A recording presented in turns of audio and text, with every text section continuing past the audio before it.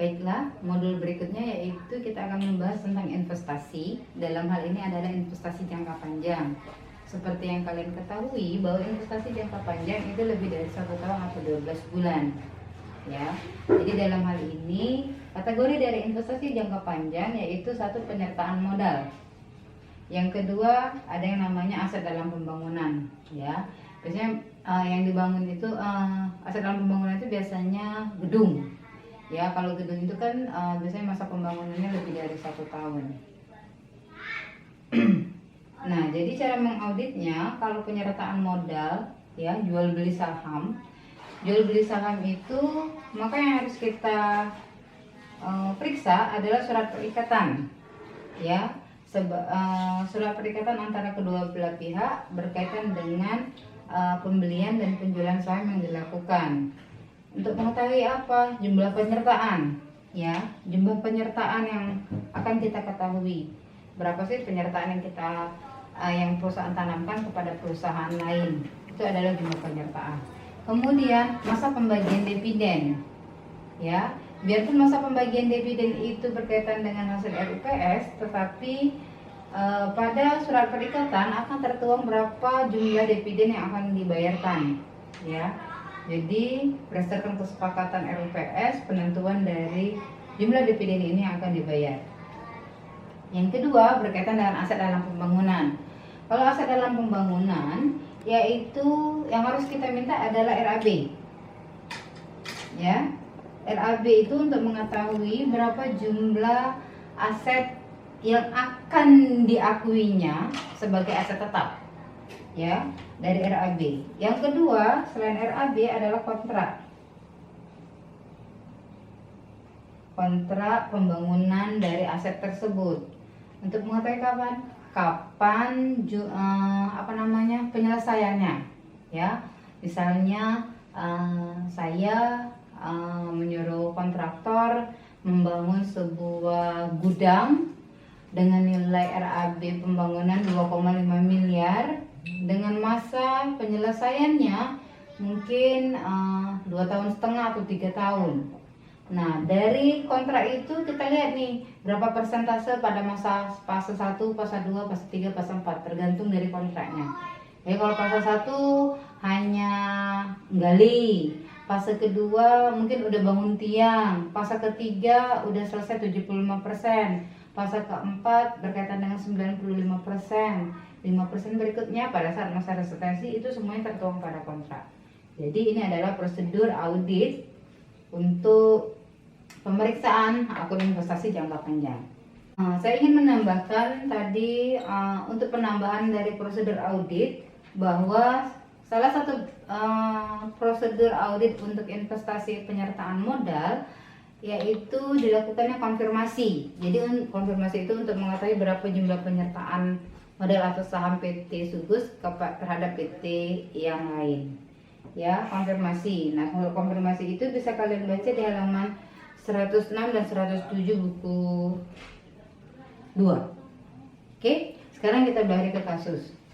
Yang pertama, pada kasus pertama bisa kalian baca di buku 1 bahwa di sana dinyatakan investasi pada PT PU sebesar 100 lembar dengan nominal 1 juta rupiah per lembar sebesar 100 juta rupiah. Yang kedua, investasi pada PT Piglet 300 dengan nominal 1 juta per lembar 300 juta rupiah.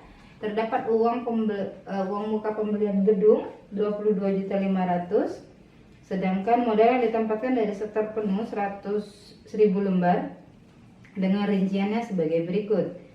Ya, jadi atas pemeriksaan akte pendirian yang dibuat oleh Notaris Paulus, penyertaan saham di PT PU sebesar modal dasarnya 2.000 lembar dengan 1 juta rupiah. Ya, rinciannya sebagai berikut. Kemudian berdasarkan laporan keuangan belum mencatat pengaruh penyertaan saham yaitu PT PU labanya 200 juta, dividennya 20 juta, PT Piglet itu 100 juta dengan dividen 16 juta rupiah. Oke, Sekarang kita lihat kasus pertama pada PT PLU. Pada PT PLU, maka investasi yang belum dicatat adalah sebesar 100 juta rupiah, ya, yaitu jurnalnya investasi pada modal Z. Oke, saya ingin coba menambahkan prosedur audit atas investasi jangka panjang. Jadi salah satu prosedur audit selain copy kontrak dan lain-lain, yang perlu dilakukan adalah melakukan konfirmasi. Jadi kita konfirmasi atas investasi yang kita tanamkan pada perusahaan lain untuk menyatakan berapa besar penyertaan yang harus diakui pada laporan keuangan. Ya, itu pertama prosedur audit. Sekarang kita masuk ke kasus yang pertama. Pada kasus yang pertama, silakan buka buku 1 halaman 152. Pada halaman 152 buku 1 terdapat penyertaan atas PT PLU dan PT Piglet, ya. Pada PT PLU penyertaan itu investasi sebesar 100 juta rupiah. Kemudian pada PT Piglet itu sebesar 300 juta rupiah. Kemudian uang muka pembelian gedung sebesar 22.500.000 rupiah. Kemudian terdapat komposisi modal yang ditempatkan pada PT PLU dengan total 1 miliar rupiah. Nah, di situ terdapat statement pada halaman 152 bahwa penyertaan atas kedua perusahaan ini belum diakui pencatatannya oleh PT Sugus. Dan yang terakhir, terdapat pembagian laba, ya, terdapat pembagian dividen dari laba yang dihasilkan oleh kedua perusahaan ini. Oke, sekarang kita lihat pada PT PLU. Pada PT PLU, investasi yang dilakukan sebesar 1 miliar rupiah, 100 juta rupiah, ya, per tanggal 5 Juni 2018. Maka pada tanggal ini si PT Sugus, ingat ya, yang kita akui adalah pencatatan pada PT Sugus, bukan pada PT PLU, pada PT Piglet. Jadi pada tanggal 5 bulan 6 2018 si perusahaan harus mengakui adanya investasi. Maka jurnalnya adalah investasi, ya, berupa apa? Saham pada kas atau bank sebesar 100 juta rupiah. Jadi terdapat investasi yang dalam bentuk saham pada kas atau bank untuk PT PLU sebesar 100 juta rupiah.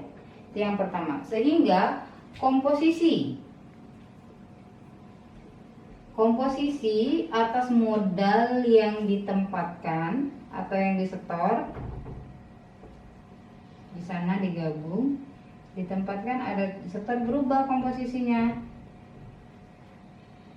Si PT Sugus bukan lagi 300 juta rupiah, tapi 400 juta rupiah, sehingga komposisinya sebesar PT pertama, PT kedua, PT ketiga, dan PT keempat.